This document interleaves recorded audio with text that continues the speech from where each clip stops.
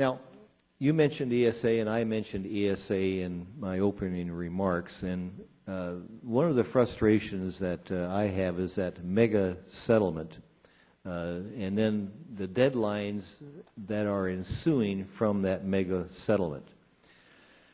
In my district, let me get personal, in my district in Franklin County in central Washington, we recently had a public hearing on a plant subspecies called the bladderpod. Now, the deadlines that we see and my constituents see is that there's going to be a decision made not because of good science, but because of the deadlines. I mean, for example, in this issue of bladderpods, none of the private landholders were notified prior to the listing.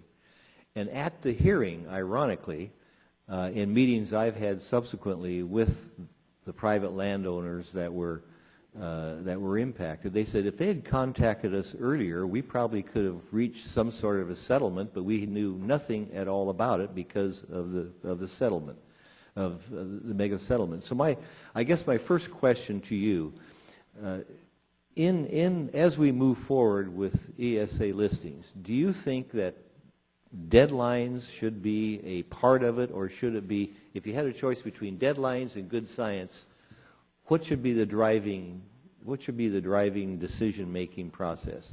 Good science or deadlines? Mr. Chairman, I want to respond on both comments that you made. First, on the document requests, as I asked for an update, we've provided over 10,000 pages of documents. I know our teams have met multiple times, and I will renew my offer to you, which is before you feel a need to submit a document request, I'm very happy to have a one-on-one conversation with you to understand. I appreciate the role of oversight of this committee, and I'm committed to upholding that. And if there's a way we can do it without having people go through laborious document requests and then you're having to review those document requests, that would be great, because I think we share a commitment to a transparent relationship.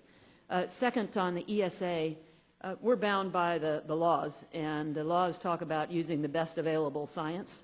As I understand it, and I'm coming into this relatively new, there were many, many requests for listings. It was very hard to keep up, and so there was a broad mega whatever. There were a lot of species, and those provided timelines that at least stopped things from being forced into listings by buying us some time. So I don't think it's in either deadlines or science. The law is clear. We must use best available science. We are upholding that law. But I think one of the challenges is we were being overwhelmed by the numbers, and the settlement enabled us to actually have some timelines out there. And I'm not familiar with the bladderpods that you referenced, but I can certainly check on that specifically and get back to you. Well, the whole issue is making decisions based on deadlines rather than good science, and it appears to be, at least in this case and probably others, that deadlines is the driving force.